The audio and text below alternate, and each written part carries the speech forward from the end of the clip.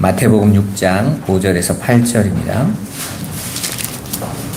마태복음 6장 5절에서 8절. 우리 다 찾았으면 같이 한번 합독하도록 하겠습니다. 또 너희는 기도할 때에 외식하는 자와 같이 하지 말라. 그들은 사람에게 보이려고 회당과 큰 거리 어귀에 서서 기도하기를 좋아하느니라. 내가 진실로 너희에게 이르노니 그들은 자기 상을 이미 받았느니라. 너는 기도할 때에 내 골방에 들어가 문을 닫고 은밀한 중에 계신 내 아버지께 기도하라. 은밀한 중에 보시는 내 아버지께서 갚으시리라. 또 기도할 때에 이방인과 같이 중언부언하지 말라. 그들은 말을 많이 하여야 들으실 줄 생각하느니라.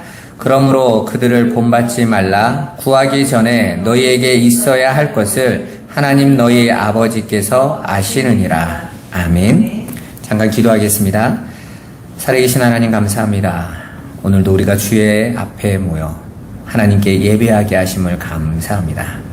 영과 진리로 우리를 인도하셔서 진리 되신 하나님을 알게 하시고 온전히 하나님 앞에 예배가 되게 하여 주옵소서. 성령께서 우리의 마음을 열어주시고 귀를 열어주시며 눈을 열어주셔서 오직 주의 말씀 그 사랑을 알아 이제 우리가 그 사랑을 할 수 있는 자 되도록 인도하여 주옵소서. 예배 가운데 주님 함께하여 주옵소서. 아버지께서 우리가 더욱더 영적으로 말씀으로 진리로 아버지 온전히 서도록 역사하여 주옵소서. 예배의 신용을 주님께 의탁하옵고 예수 그리스도의 이름으로 기도드리옵나이다. 아멘. 할렐루야. 오늘은 기도에 대한 이야기를 시작하도록 하겠습니다. 오늘 마태복음 6장 이제 5절부터 쭉 기도에 관해서 이야기가 되고 있어요.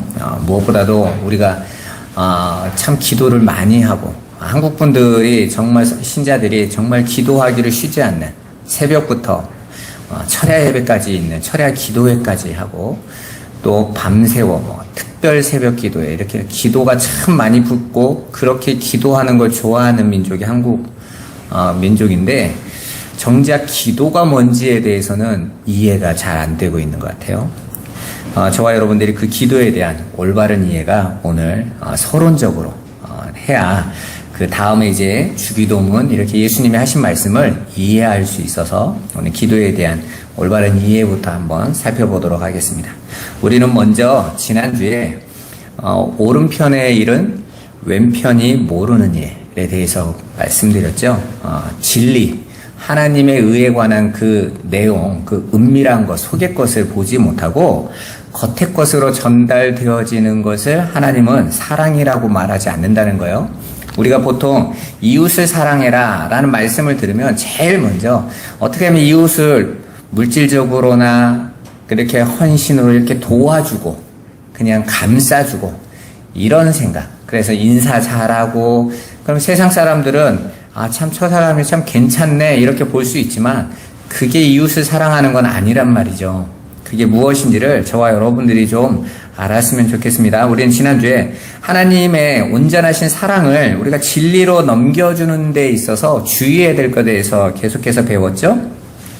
그렇게 이웃에게 그 사랑을 넘겨줄 때 겉에 보여지는 것, 겉으로 드러나는 것만으로 넘겨주지 말라라고 예수님이 주의하라라고 말씀해 주신 거였어요. 예수님께서 설명해 주신 그 계명에 대해 겉으로 보이는 문자에 묶이지 않고 그 안에 담긴 하나님의 사랑을 온전하게 진리로 붙잡아서 그 진리가 된 자들이 이제 그 진리를 전하는 데 있어서 어떻게 주의해야 될 것인가에 대한 거죠.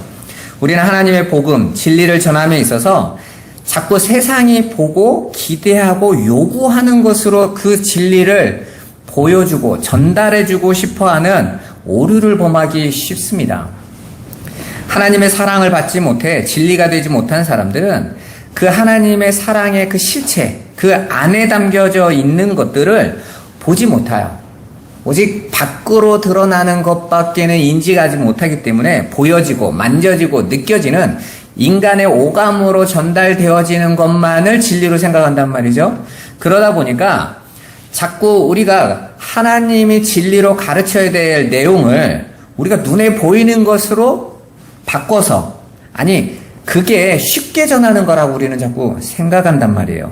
그래서 자꾸 그 세상 사람들은 우리에게 눈에 보여지는 것으로 진리를 설명하라고 이야기합니다. 진리를 보여봐라 그러죠. 여러분들이 복음 전하다 보면 이런 사람들 있죠. 하나님 보여봐. 네가 하나님 있다며? 그럼 보일 거 아니야? 우리보다 더 대단하다는 분인데 왜 안 보여? 하나님이 계시다는데 이 세상이 왜 이래? 왜 이렇게 전쟁과 왜 이렇게 질병과 이게 넘쳐나?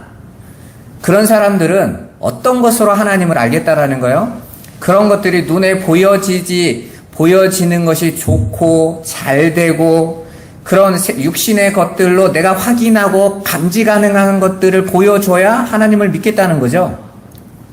그러다 보니까 많은 기독교인들이 그런 것들을 보여야 전도가 된다고 생각해요. 그래서 내가 성공하고 내가 잘 되고 내가 고침받고 내가 승승장구하고 이런 모습이 있어야 전도도 되는 것이라고 여기고 그거 달라고 늘 기도하고 있단 말이에요.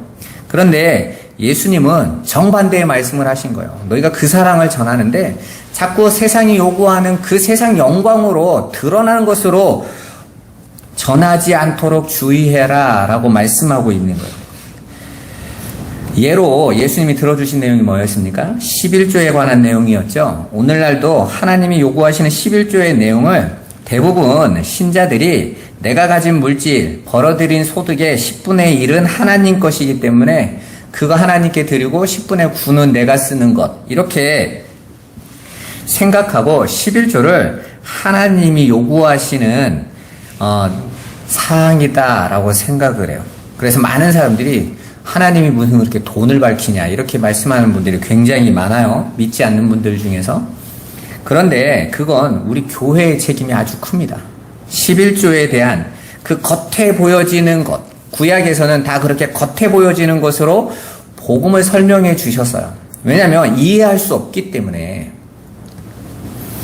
그런데 그것들을 통해서 그 11조가 담고 있는 진정한 의미는 공의와 사랑이었다 이렇게 예수님이 말씀하신 거죠. 그래서 예수님이 너희가 겉에 있는 건 열심히 하면서 정작 하나님이 담겨주신 그 공의와 그 사랑, 그 11조의 온전한 내용이 바로 예수 그리스도 아닙니까? 그런데 바리새인과 유대인들이 그 예수 그리스도 11조 열심히 하는 그들이 정말 공의와 사랑, 하나님이 주신 그 11조 대신 예수는 죽여버렸단 말이에요. 못 알아보는 거죠. 그렇게 하나님의 그 사랑을 의로 깨닫지 못한 자들은 그저 눈에 보이는 물질적 헌금으로 이해하게 되어 있어요. 그리고 그것을 성도들에게 가르쳐 오로지 행위에 묶이게 한단 말이에요. 우리 한국 교회 성도들의 가장 심각한 건 열심은 있으나 열심에 대한 내용이 없어요.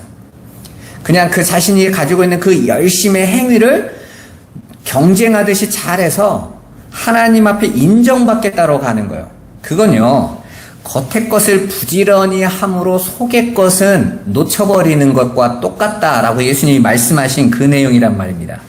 그래서 하나님께서는 성도들에게만 성령을 기름 부음 받은 자들만이 온전히 그 진리를 속에 있는 내용을 은밀한 것을 깨달을 수 있어요. 성령이 도우심이 아니면 안 된다라는 것이죠. 그래서 예수님이 그러한 삶을 사는 자들, 오른편의 일을 보지 못함으로 왼편의 일에 집착하는 자들의 삶을 주의하라 라고 알려주시는 거였습니다. 오늘은 신자들이 아주 많이 오해하고 있는 기도에 관해 알아보겠습니다. 저는 정말 기도에 대해서 많이 오해했던 사람이에요. 제가 청년 때는 이렇게 금식 기도도 며칠씩 하고 또 철야 기도도요 막 하고 그리고 뭐 기도 시간을 봐가면서 기도를 오래 하나님이 받으실 거라고 생각해서 기도 제목도 장황하게 적어놓고 왜 생각이 안 나니까. 그리고 또 방언을 배워서 방언을 하다 보면 어느 날 사람이 무아지경에 빠진 것처럼 방언 속에 내가 그냥 들어가 버려요. 가지고 그 방언 기도가 마치며 막 3시간, 4시간씩 지나가 있고 그렇게 지나가고 있는 것이 마치 마약을 맞은 것처럼 황홀할 때도 있어요. 그렇게 철야도 해보고 많이 해봤단 말이에요. 그리고 그런 것들을 은혜라고 생각해서 야 하나님이 내게 이렇게 기도할 수 있게 해줘서 난 참 좋아. 그리고 그런 것들로 내가 구원받은 하나님의 백성이다라고 생각하고 있었어요. 제가 청소년 때는 우리 교회에서 기도원을 참 많이 갔어요. 그래서 기도원에서 막 몇천 명씩 모여서 집회하고 그런 곳 속에서 막 안수기도도 받고 그렇게 하면서 막 기도하다가 우리 교회 후배 중에 하나는 막 하늘을 본 천국을 갔다 왔다고도 하고 막 여러 이야기들을 들었다고요. 참 부러워하고 시기도 하고 나는 더 많은 거, 더 좋은 거 보여달라고 막 땡깡도 쓰고 그랬었습니다. 그런데 그건 기도가 뭔지에 대한 이해 부족이었던 거였어요. 대부분 한국교회 성도들은 기도는 그냥 내가 바라고 원하는 것을 하나님에게 죽도록 매달려서 얻을 때까지 요구하는 것, 그리고 그렇게 하는 걸 믿음, 이렇게 생각하는 분들이 대부분입니다. 그렇게 하나님 앞에 나의 안타까움이나 나의 바람에 구하면 하나님께서는 누가 더 열심히 했느냐를 평가하셔서 열심히 한 사람의 기도를 받으시고 그들을 도와주시는 것, 그게 기도로 여깁니다. 그래서 한국 교인들이 기도하는 모습을 가만히 보고 있으면 온통 자신의 요구와 하소연을 외치면서 자신의 간구가 하나님의 마음을 움직이도록 자신의 열심과 정성, 노력함을 보여주어 응답을 받으려고 해요. 그래서 기도를 잘하는 분들의 특징은요, 집이 힘든 분들이에요. 힘들거든요. 건강이나 물질이나 환경이나. 그래서 제가 이렇게 대화 나눈 분 중에는 문제가 없는 분들이 있었거든요. 남편도 잘하고 아이들도 잘 자라고. 그런 분들은 항상 한결같이 하는 말이 있어요. 기도 제목이 없다는 거예요. 그래서 하도 기도 제목이 없어서 기도 안 하면 혼날까봐 교회 안에 다른 사람, 어려운 사람을 대신 기도해 주는 거죠. 중복이다라는 이름으로. 그건요, 내가 기도하지 않으면 안 될 것 같고 항상 기도하라고 했으니까 하긴 해야 될 것 같아서 끌어당기고 있는 거예요. 사실 기도가 뭔지에 대해서 모르고 있기 때문에 기도 제목도 안 나오는 것입니다. 사실 모든 종교가 기도에 대해 대부분 다 이렇게 정의하고 있는 게 사실입니다. 기독교 서점에 가서 기독교 서적에 아주 많은 내용들이 기도의 방법론에 관한 것들이거든요. 이 서적들 안에 있는 기도에 관한 내용들 대부분이 인간편에서 어떻게 하나님의 마음을 움직여서 내가 요구하는 사항을 하나님 앞에 잘 수렴돼서 잘 받아낼 수 있는가에 관한 것이고 그 방법들을 소개하는 거예요. 그래서 금식 기도, 그리고 깊은 기도, 골방 기도, 막 여러 가지 기도 내용들이 나오거든요.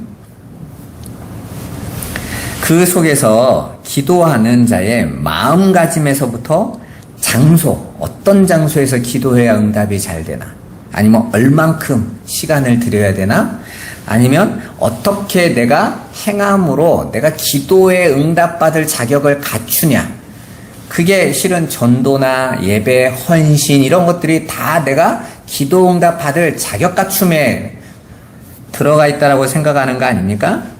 어떤 분들은 방언을 해야 기도 응답이 잘 된다. 또 심지어는 크게 외치고 기도해야 된다. 아니면 잠잠히 기도해야 된다. 여러 가지 소리의 강약까지 이야기를 합니다. 그 모든 것이 다 인간의 행위를 기준으로 담고 있는 내용들이에요. 그리고 어김없이 다 성경을 근거로 제시합니다. 성경에는 금식하는 기도도 나오고 골방에서 하는 기도도 나오고 그리고 부르짖는 기도도 나오고 잠잠하게 묵상하는 기도도 나오고 그런 것들을 다 구절을 끌어와서 봐라, 이렇게 해서 응답받았다, 이렇게 말하기도 하지요.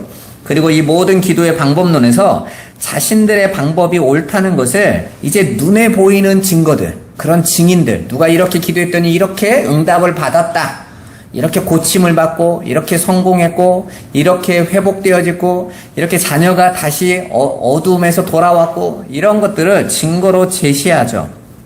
그렇다면 정말 그렇게 인간 편에서 열심히 하는 것을 성경이 요구하는 기도인지에 대한 생각을 해야 된단 말이에요. 분명히 구약과 신약에서 성도에게 기도를 요구합니다. 예수님도 제자들에게 구하라, 찾으라, 두드리라 라고 기도하라고 말씀하셨어요. 그런데 예수님이 기도하라고 하실 때 먼저 하신 일이 있어요. 무조건 구해라, 무조건 부르짖어라, 무조건 찾으라고 말씀하신 게 아니에요. 먼저 하신 게 있어요. 그게 바로 오늘 산상수훈의 내용입니다. 진리를 가르쳐주는 게 먼저예요. 아버지의 뜻이 알려주는 게 먼저였단 말입니다. 하나님의 뜻을 가르쳐주세요. 우리가 계속해서 배우는 이 산상수훈의 내용이 바로 그 하나님의 뜻, 진리에 관한 것들이잖아요. 그리고 오늘 우리가 읽은 본문도 이제 그 진리가 된 자들, 그 진리를 품은 자들이 어떻게 기도해야 하는지 그걸 가르쳐주고 계시는 겁니다. 기도는 헬라어로 프로슈코마이에요. 이 단어는 전치사 프로스와 그 전치사 프로스는 뭐뭐를 향하여 라는 뜻이거든요. 그리고 엘코마이라는 간절히 바라다, 소원하다 라는 단어의 합성어예요. 그러니까 기도는 어디를 향하여, 누구누구를 향하여 간절히 바라고 원하다, 그리고 누구누구를 향하여 신앙 고백하다 이런 뜻이에요. 그런데 사실 우리는 이 내용을 보면 그래 하나님을 향해서 간절히 바라고 신앙 고백하는 거잖아 이렇게 생각할 수 있는데 먼저 근본적인 부분을 놓치고 있어요. 성경이 이렇게 기도하라 라고 말씀하시면서 정작 하나님 편에서는 우리들을 향해서 뭐라고 진단하시냐면 너희는 기도를 몰라 이러는 거예요. 기도할 수 없어 이렇게 말을 하고 있단 말이죠. 로마서 8장 26절 27절 한번 찾아보겠습니다. 로마서 8장 26절 27절 같이 한번 읽어보겠습니다. 이와 같이 성령도 우리의 연약함을 도우시나니 우리는 마땅히 기도할 바를 알지 못하나 오직 성령이 말할 수 없는 탄식으로 우리를 위하여 친히 간구하시느니라. 마음을 살피시는 이가 성령의 생각을 아시나니 이는 성령이 하나님의 뜻대로 성도를 위하여 간구하심이니라. 아멘. 여기 내용을 한번 보세요.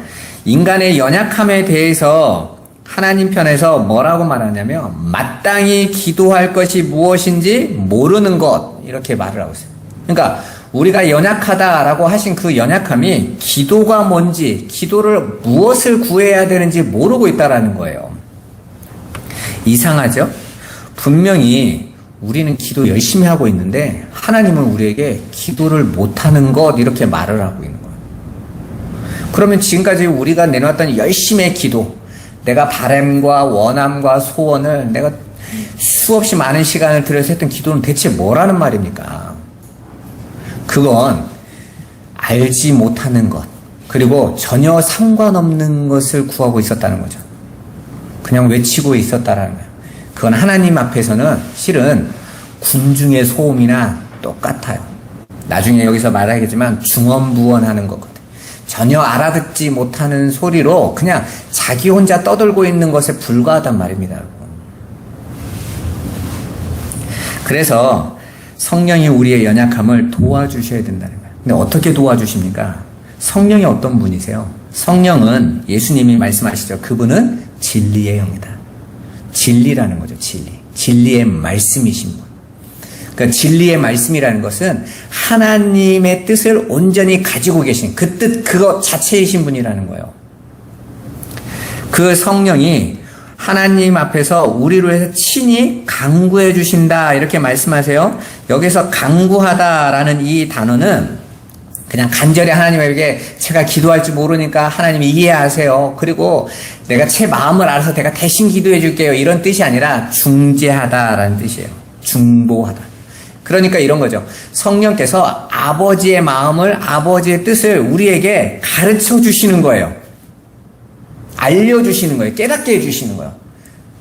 그게 중재잖아요. 야, 주인의 마음이 이런 거야. 네가 이 마음을 알아야지. 그러니까 자꾸 딴 거 하면 안 되지. 그러는 거죠. 그렇게 성령의 도우심을 받지 않으면 우리는 하나님께서 무엇을 원하시는지 모르기 때문에 그냥 내가 하나님의 자리에서 자꾸 하나님을 종처럼 부리는 신앙을 갖게 되는 것입니다. 그렇게 하나님이 우리에게 진리를 깨닫게 해주시지 않으면 우리는 내가 무엇을 구하고 있는지 구해야 되는지도 모른 채 그저 떠들게 되어 있는 것과 마찬가지예요. 여러분 한번 생각해 보세요. 참새가 지저귀는 소리가 여러분들에게 어떻게 들리세요? 분명히 참새들 입장에서는, 새들 입장에서는 자기들이 대화하고 있는 거죠. 때로는 여러분에게 말하고 있는 것일 수도 있어요. 근데 여러분이 그 소리를 알아들을 수 있어요? 알아들을 수 없죠. 그 소리가 깊이 잠들고 있는데 새벽에 그 소리가 창가에서 계속 참새들이 이야기를 하면 여러분 뭐라고 생각합니까? 시끄러운 거죠. 그냥 소음에 불과한 거예요. 여러 번 말씀드리지만 우리를 많은 사람들이 자신들을 자꾸 하나님과 동급으로 놓는 사람이 참 많아요. 그래서 내가 내놓는 행위는 하나님이 인정하고 받아줘야 된다고 자꾸 생각해요. 하나님은 창조주세요, 여러분. 그 창조주 앞에 우리는 원래 티끌이었단 말입니다. 그런 존재들이 하나님을 우리 수준으로 끌어내려서 내가 내놓는 행위에 대해서 가치를 주장하고 가치를 인정하라고 지금 하나님에게 겁박하고 있는 거하고 똑같단 말이에요. 우리는 오히려 티끌이의 존재로 만드시는 하나님의 은혜, 하나님의 뜻이 무엇인지를 배워야 되는 거예요. 그게 인생입니다, 여러분. 그리고 이제 그걸 성령의 도우심을 받아 깨달은 자들이 이제 이게 아버지의 뜻이었어요? 나는 이걸 몰랐네요. 아버지 그러면 이 뜻이 이루어지게 해주세요. 아버지의 뜻이 이건데 내 삶은 자꾸 반대편으로 가네요. 나를 거기에서 건져주세요. 나를 구원해주세요. 구하는 거예요. 그래서 다윗이 나를 악에서 구해달라고 했던 그 내용은 내가 저 악한 놈들이 나를 괴롭히니까 거기서 구해달라는 의미도 있지만 더 중요한 건 내가 여전히 그 악에 함께 머물러 있는 존재라는 거예요, 여러분. 하나님 모르는 상태에 거기에서 나를 빛으로 옮겨달라는 거. 그게 간구의 내용들인 것입니다. 그러니까 사람의 기도는 1차적으로 하나님의 중보가, 성령의 중보가 전제되어야 하는 거예요. 왜냐하면 성도라는 사람들이 아직은 하나님의 뜻대로 하나님께 기도하지 못하기 때문에 진리이신 성령께서 하나님과 성도를 먼저 중재해야 돼요. 하나님의 마음을 우리에게 가르쳐 주셔야 되는 거예요. 그래서 우리가 하나님 앞에서 새 마음을 받았다 자꾸 그 얘기 하잖아요. 그거 우리가 그 하나님의 마음을 우리가 알게 되는 거, 그분의 관심, 그분이 원하시는 거, 그분의 뜻, 그걸 깨달을 때 그 마음을 알게 됐다라고 그러잖아요, 여러분. 여러분, 우리가 친한 친구들하고는요, 때로는 서로 이렇게 디스한다고 하죠. 이렇게 막 험담도 해도 서로 괜찮아요. 특히 이게 옛날 분들은 친한 친구들끼리는 아주 그냥 욕도 찰지게 하고 그럽니다. 근데 아무도 화를 안 내요. 한국 사람들이 참 신기한 특징인데 그건 왜 그러냐면 그 친구의 마음을 알고 있다. 본심이 그거 아니라는 거. 그래서 뭐라고 해도 괜찮은 거예요. 우리도 마찬가지죠. 하나님의 마음을, 그분의 뜻을 우리가 알게 되어지면 내 일상에 일어나는 하나님의 인도하심과 이끄심을 받았을 때 염려하거나 두려워하거나 분노하지 않아요. 왜? 하나님 마음을 아니까. 내게 왜 일을 하고 계시는지. 그리고 그게 얼마나 중요한 건지. 그래서 내가 비록 이렇게 이 역사 속에서는 질이 멸렬하게 가도 아버지의 뜻대로 되기를 원합니다 라고 구할 수 있는 거예요. 여러분, 사실 여러분들에게 바울과 같은 삶을 살라고 하면 살고 싶겠어요? 강도질 당하지, 비난받지, 자기가 원래 인정받던 그 집단에서 따돌림 당하지, 심지어는 가족까지, 부모에게서까지 버림을 받죠. 거기에다가 수많은 매질과 그들에게 정말 하늘의 진리를 전해주고 있는데 돌아오는 건 돌팔매질. 어떻게 하면 저 자식을 죽일까 하고 밥도 안 먹고 죽이겠다는 결사대까지 조직해서 은밀하게 쫓아다녀. 매일같이 칼날이 옆에 있는 삶을 살아가요. 그러죠. 감옥에 갇히죠. 거기다가 내가 가지고 있는 질병은 하나도 낫게도 안 하시네? 기도했더니 내 은혜가 내게 족하다 그러시는 거예요. 그런데 그 하나님의 마음을 성령으로 중재받아서 아버지의 마음과 그 뜻, 이 땅의 것, 이 육신의 것이 아니라 하늘의 것, 영원한 것으로 만드시려는 그 아버지의 마음을 받아서 깨달아서 알았기 때문에 뭐라고 말합니까? 나는 내게 능력 주시는 자 안에서 괜찮아. 그게 기도하는 사람들이 가지고 있는 그 은혜인 거예요. 우리 꿈꾸는 교회 성도들과 우리가 그 길에 들어가기를 원합니다. 여러분, 기도는요, 세상 사람들이 알아주고 괜찮은 인생을 살기 위해서 하는 게 아니란 말입니다. 그렇게 기도는 하나님의 뜻, 하나님의 원하심이 먼저 전제되어야 돼요. 그리고 그 하나님의 뜻을 중재해 주시는 성령의 도우심으로 이제 그 하나님의 뜻을 깨달아서 그제야 하나님의 뜻을 요구하는 것, 그걸 성경은 기도라고 말하는 것입니다. 거기에 우리의 노력과 애씀과 시간과 열정과 이건 아무런 평가 대상이 아니에요. 저 이슬람 사람들 같이 하루에 7번씩 라마단을 해야 알라가 들어주는 수준이 아니란 말입니다, 여러분. 아무것도 아니에요. 그 말은 여러분에게 기도의 시간을 가질 필요 없다, 이런 뜻이 아닙니다. 그 마음을 안는 자들은요, 무시로 기도하게 돼 있어요. 쉬지 않고 기도하게 돼 있어요. 삶 자체가 기도예요, 여러분. 하나님은 여러분이 하나님에게 딱 붙잡혀진 순간부터 하나님의 뜻을 가르쳐 주시는 그 모든 인생 전체를 기도라고 하세요. 그래서 여러분이 경험하고 거기서 때로는 아프면서 느끼고 때로는 여러분이 한숨 속에서 때로는 여러분이 기쁨 속에서 갖는 그 모든 것들, 그게 다 기도예요. 여러분들이 때로는 삶 속에서 절망할 때 여러분이 푸념처럼 하는 말이 있잖아요. 주님, 나 좀 도와주세요. 때로는 내가 세상에 걸어가면서 이 길이 아닌 것 같을 때 하나님, 나를 붙잡아 주세요. 우리가 이렇게 잠깐 외치고 탄식할 때도 있지 않습니까? 하나님은 성도의 그 모든 삶을 그리로 이끌어 가십니다. 그래서 아버지만 바라보고 아버지만 구하는 자. 그런데 그 아버지의 뜻을 아는 자들은요, 흔들리지 않습니다. 내가 비록 이 모양이지만 하나님이 내 길을 인도하실 거라는 소망을요, 절대로 포기하지 않아요. 왜? 알았거든요. 아버지의 뜻이 무엇인지. 나를 반드시 오른손의 아들로, 베냐민으로 만들어 가실 거라는 거예요. 진리의 아들로 세우실 거라는 거 알거든요. 그러니까 내가 지금 이 사망의 골짜기에 가도 괜찮아. 음부의 길을 걷고 있는 것 같아도 괜찮아. 하나님이 마침내 우리를 하나님의 그 잔치의 자리로 인도하실 것을 알기 때문에 나는 그것만 바라보고 가는 거예요. 그래서 이 시간을 견딜 수 있는 겁니다. 이 상황이 세상 사람들은 마치 욥의 아내가 말하는 것처럼 네 하나님을 저주하고 죽어라, 혀 깨물고 죽어라 이렇게 말을 해도 절대로 흔들리지 않는 거예요. 왜? 아버지 마음을 알거든요. 하나님께서 나를 단련하신 후에 내가 정금과 같이 되어 나올 거야. 난 진리 온전케 돼서 아버지 앞에 서도록 하나님이 인도하시는 거니까 난 괜찮아 하고 걸어갈 수 있단 말이에요. 그런데 왜 두려움과 불안함이 엄습하는 거죠? 내가 아버지 뜻을 모르니까. 그렇게 배워본 적이 없거든요.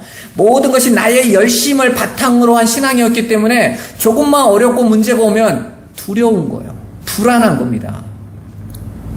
여러분, 그 자리에서 나오시기를 주님의 이름으로 축원합니다. 예수님께서 제자들에게 구하라, 찾으라, 두드리라 라고 기도를 가르쳐 주실 때 우리가 구하라는 단어를 많이 같이 나눴죠. 아이테오라는 그 단어는 빚 갚으세요 라는 단어라고 그랬죠. 그런데 한번 생각해 봐 보세요. 상식적으로 우리가 하나님에게 빚을 지면 졌지 하나님이 우리에게 빚진 것 같지 않잖아요. 그런데 예수님이 기도에 대해서 가르칠 때 하나님 보고 빚 갚으세요 라고 가르쳤다는 거예요. 그 말은 하나님이 창세 전에 이미 자기 백성들에게 주기로 약속해 놓은 걸 갖고 계신다는 거죠. 그건 반드시 주어야 돼. 그래서 그 단어를 뭘로 표현했어요? 빚은 뭐죠? 반드시 갚아야 되는 거. 안 갚으면 안 되는 거. 그게 빚이잖아요. 근데 그 빚을 하나님께서 주기로 하셨기 때문에 그게 빚이라는 거예요. 그런데 그걸 이제 알게 돼서 하나님이 나에게 빚이 있으시네? 그 빚은 반드시 달라고 해야 주신다네? 그때 구하게 돼 있다는 거예요. 그렇다면 하나님께서 우리에게 주기로 약속했던 그 빚이 뭘까요? 아들이에요. 자손, 생명, 그걸 주기로 약속하셨다라는 것입니다. 하나님이 우리에게 당신의 아들을 주신다는 것은 하나님의 아들의 생명으로 죄로 인해 사망에 빠진 우리를 구원해내신다는 제물로서의 의무뿐 아니라 이건 다 알아요. 예수 보내시는 게 나를 위하여 속죄 제물로, 대속 제물로 죽으셨어. 이건 모두가 아는데 그 다음의 내용인 먼지에 불과한 우리를 하나님 당신의 아들로 만들어 주신다는 언약이기도 한 거예요. 그러니까 예수 아들을 준다라는 건 반대로 저와 여러분을 아들로 완성하시겠다라는 의미가 담겨져 있단 말입니다. 그런데 아들은 어떻게 해야 완성이 되죠? 누가 아들이에요? 우리가 예수님을 가리켜서 누구라고 하죠? 독생자라고 그러죠. 그 독생자라는 그 의미가 하나님의 아들이 하나뿐이야, 이런 의미에서의 독생자가 아니라요, 진리로 완성된 자이기 때문에 독생자인 거예요. 그러니까 하나님 백성인 저와 여러분들을 아들 삼으신다라는 것은 우리가 원래 선악과를 따먹고 두 마음, 선악으로 나누어진 마음을 가지고 있잖아요. 그래서 성경에서는 계속 죄인을 향해서 두 마음 가진 자, 두 마음 가진 자 그러잖아요. 그런데 이제 하나님 한 분으로 진리 안에 우뚝 서게 되면 그걸 독생자라고 한다니까요, 여러분. 그가 아들인 거예요. 그래서 아들이 있는 자, 그 독생자, 진리 하나로 진리 되신 그분을 내 안에 온전히 알게 되고 받게 되어지면 그도 진리가 되는 거죠. 하나의 진리로 완성되니까 아들이 주인 돼서. 그게 아들로 만드신다라는 내용인 것입니다. 아무튼 하나님께서 우리에게 주시고자 하시는 빚은 아들이에요. 성경에서는 그 아들을 그냥 혈통적 아들이라고만 말하는 게 아니라 진리라고도 하죠. 복음이라고도 하고 약속이라고도 하고 한마음이라고도 합니다. 그걸 은혜라고도 하고 사랑이라고도 하는 거예요. 그게 우리에게 반드시 넘겨주시고자 하시는 것, 그게 바로 하나님의 빚인 것입니다. 그 말을 다르게 표현하자면 하나님을 떠나 마귀의 자식이 된 탕자들을 다시 당신의 아들로 온전케 회복시키겠다는 하나님의 언약의 실체인 거예요. 그래서 누가복음에 아버지를 떠나 다 탕진하고 아버지의 것을 다 없는 자, 그래서 돼지 우리 속에 있는 탕자를 다시 아버지께로 끌어들이셔서 온전한 아들로 완성해내신, 그래서 아버지가 아들이 아버지를 떠나는 것을 막지 않으신 거예요. 왜? 실은 반대로 나가서 아버지 없는 삶, 네 두 마음이 네가 옳다고 여기는 그 삶 살아보고 그 삶 속에서 이건 돼지의 삶인 거구나, 이 세상은 돼지요리구나, 난 여기 있으면 죽는구나, 굶어 죽게 돼 있구나, 진리가 없어서 죽게 됐구나, 내 아버지 집에 품꾼도 많고 먹을 양식도 풍성한데 그 하늘의 양식을 향해서 나는 가야 되겠어 하고 돌이키는 자, 그렇게 하나님 만드신단 말이에요. 그리고 어떡합니까? 내 아들 그러신단 말이에요. 죽었다가 살아난 내 아들이다. 죽었고 다시 살아난, 그게 성도들인 거예요. 그래서 하나님은 일부러 아브라함을 통해서 야곱의 후손이 12지파를 애굽에 넣으세요. 그리고 완전히 400년 그 땅, 이 히브리어의 사는 땅의 숫자거든요. 동서남북 사각형, 이게 다 땅의 숫자예요. 그래서 고대 시대에는 지구가 어떻게 됐다고 생각했죠? 지금은 동글다고 생각하지만 그게 동글다라고 생각한 게 몇백 년 안 됩니다. 그 전까지는 지구가 다 어떻게 됐다고 생각했죠? 평평한 사각형이라고 생각했단 말이에요. 땅. 그런데 그 400년 됐다는 건 완전히 땅의 사람이 되어졌다. 육체가 완전히 되어지도록 놔두신 거예요. 그리고 그들을 불러내세요. 야곱의 아들이 12이라고 그랬죠? 12들은 아들의 숫자라고 그랬잖아요. 그 12지파, 완전히 땅이 되어져 버린 그들을 이제 광야로 끌고 나오셔서 그 땅의 아들들을 다 죽여버리세요. 그들의 육을요, 애굽화된 육이 싹 죽게 하세요. 육의 생각, 두 마음이 가졌던 마음들이 다 죽고 한 마음이 된 자들로 거듭나게 하시죠. 그래서 그 애굽에서 나온 자들이 광야에서 새로운 피조물들로 고쳐지고 회복되어져서 탄생되어져서 가나안에 입성시키는 이야기가 우리의 구원의 이야기로 계속 등장한단 말이에요. 그러니까 성도들, 하나님의 아들로 부름받은 자들은 반드시 그 삶을 살아가게 돼 있다라는 것입니다. 또한 우리에게 참된 아들의 본을 보여주시는 예수님께서 하나님께 기도하시는 모습을 복음서에서 기록하여 주시는데 예수님은 어떻게 하세요? 계속해서 내 뜻대로 내 원함을 구하지 않으세요. 아버지의 뜻, 아버지의 계획하심, 아버지의 영광, 그 일이 이루어지게 하옵소서. 어떻게? 나를 통해 이루어지게 하옵소서. 아버지의 영광이 나를 통해서 드러나게 하옵소서. 그게 요한복음 17장의 예수님의 기도였죠. 나를 영화롭게 하셔서 아버지께서 영화롭게 되기를 원합니다. 이건 하나님 나를 영광스러운 존재로 만들어주세요. 세상 사람들이 날 보고 부러워하고 대단한 존재를 만들어달란 말이 아니라 예수님이 바로 전날 기도한 건 나의 영광이 뭐라는 거예요? 십자가에서 죽는 게 아버지의 영광, 예수님의 영광이었던 거예요. 내가 그 일이 온전케 이루어져서 당신의 영광을 드러내 주옵소서. 그게 기도의 실체인 것입니다. 아버지의 뜻, 아버지의 원함이 예수라는 육체를 통해서 이루어지기를 구하고 계시는 거예요. 그게 기도가 무엇인지를 정확하게 보여주고 있는 것입니다. 여러분, 기도하기 힘드십니까? 삶에서 기도 제목이 안 잡히세요? 하나님께 기도할 것이 마땅히 생각나지 않습니까? 그건 여러분이 지금까지 기도를 오해했기 때문에 그래요.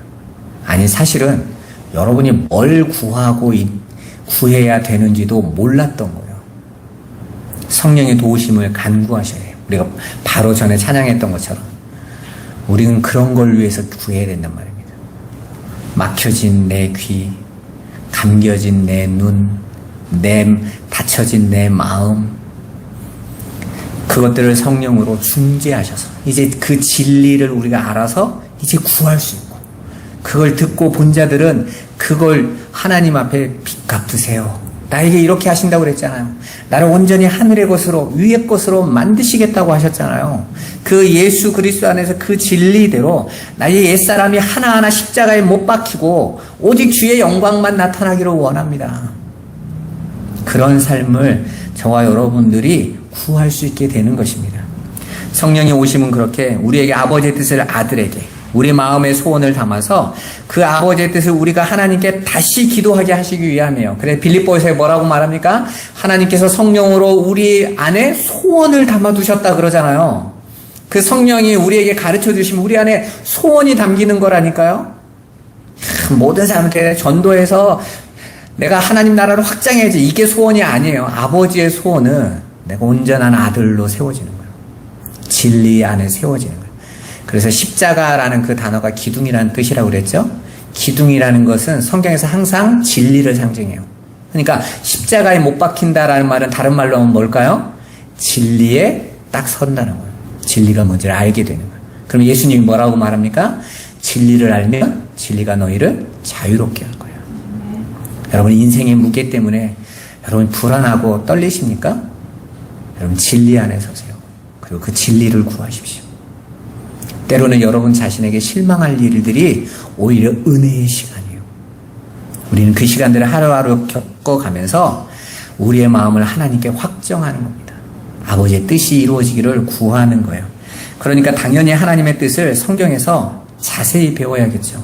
그걸 알아야 구할 수 있을 겁니까? 모르면 못 구하죠. 그래, 부지런히 말씀을 배워야 되는 거예요. 그래서 시편의 기자가 주야로 주의 말씀은 묵상하나이다 이러잖아요. 왜? 그걸 알아야 구하지. 모르면 못 구하니까. 그래야만 하늘 아버지의 뜻인 땅인 우리에게, 나에게 이루어지기를 온전히 구할 수 있게 되는 것입니다. 이제 우리가 명절을 지납니다. 우리의 시간들을 지나가면서 여러분이 또 한 번 세상을 보세요. 현장을 보시고 여러분 마음에 하나님의 그 진리, 그 진리의 마음이 가져서 그 진리를 넘겨주는 그 사랑 알 수 있게 되기를 주님의 이름으로 축원합니다. 그래서 기도하기 위해서 더 진리를 더 배우셔야 되는 거예요. 진리를 알아갈수록 무엇을 구할지 알게 되는 것입니다. 우리 성도들이 이번 한 주간 또 명절을 통해서 기도하면서 하나님의 은혜 안에 온전히 거하시기를 주님의 이름으로 축원합니다. 기도하겠습니다. 살아계신 하나님, 우리에게 진리를 가르쳐 주옵소서.